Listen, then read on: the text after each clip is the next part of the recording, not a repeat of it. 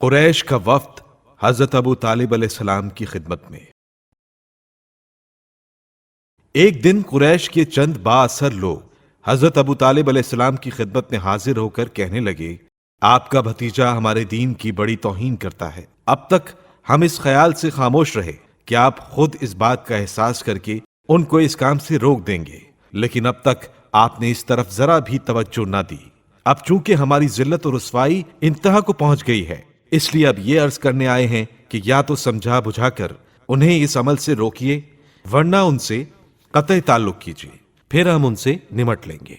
اگر ان دونوں باتوں میں سے ایک بھی منظور نہ ہو تو پھر ہمارے اور آپ کے درمیان وہ تلوار چلے گی کہ دنیا تماشا دیکھے گی۔ ہم نے محض آپ کے پاس و لحاظ سے اب تک خاموشی اختیار کر رکھی ہے، ورنہ یہ قصہ کب کا نمٹ چکا ہوتا۔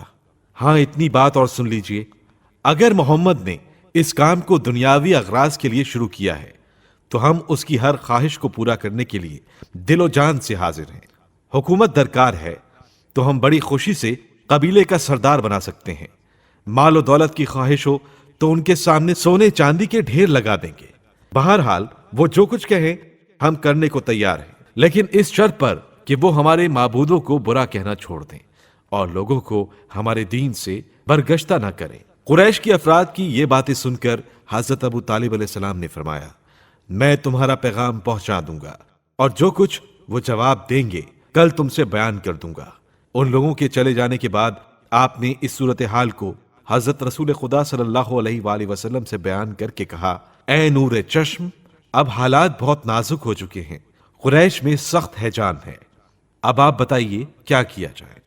حضرت رسول خدا صلی اللہ علیہ وآلہ وسلم یہ سن کر آنکھوں میں آنسو بھر لائے اور کہنے لگے، چچا جان آپ کیا فرماتے ہیں؟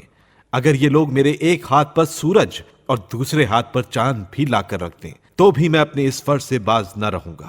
خدا اپنے کام کو پورا کرنے والا ہے، مجھے اسی کی مدد درکار ہے، میں تو اس کی راہ میں قربان ہونے کے لیے تیار ہوں۔ یہ سن کر حضرت ابو طالب علیہ السلام کا دل بھر آیا اور تسلی دے کر فرمانے لگے، اچھا ہے فرزند، تم اپنا کام کیے جاؤ، خدا نے چاہا تو یہ تمہارا بال بھی بیکا نہ کر سکیں گے۔ اہل سنت کے مشہور عالم دین صفی الرحمن مبارک پوری اپنی شورا آفاق کتاب الرحیق المختوم میں تحریر فرماتے ہیں، جب رسول خدا صلی اللہ علیہ وآلہ وسلم حضرت ابو طالب علیہ السلام کے پاس سے جانے لگے تو ابو طالب علیہ السلام نے پکارا اور سامنے تشریف لائے تو کہا، بھتیجے جاؤ، جو چاہو کرو، خدا کی قسم میں تمہیں کبھی بھی کسی بھی وجہ سے نہیں چھوڑ سکتا۔ اور یہ اشعار پڑھے، واللہ لن يصلوا إليك بجمعهم حتى أوسد في التراب دفينا فاصدع بعمرك ما عليك غضاضة وابشر وقر بذاك منك عيونا۔ باخدا وہ لوگ تمہارے پاس اپنی جمعیت سمیت بھی ہرگز نہیں پہنچ سکتے یہاں تک کہ میں مٹی میں دفن کر دیا جاؤں۔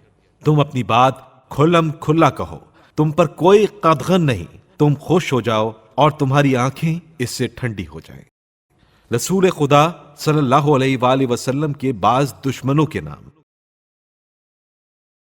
ہم سب سے پہلے ان لوگوں کا ذکر کرتے ہیں جو ابتدائی اسلام میں رسول خدا صلی اللہ علیہ وآلہ وسلم اور آپ صلی اللہ علیہ وآلہ وسلم کے اصحاب پر مظالم ڈھانے میں مصروف رہے۔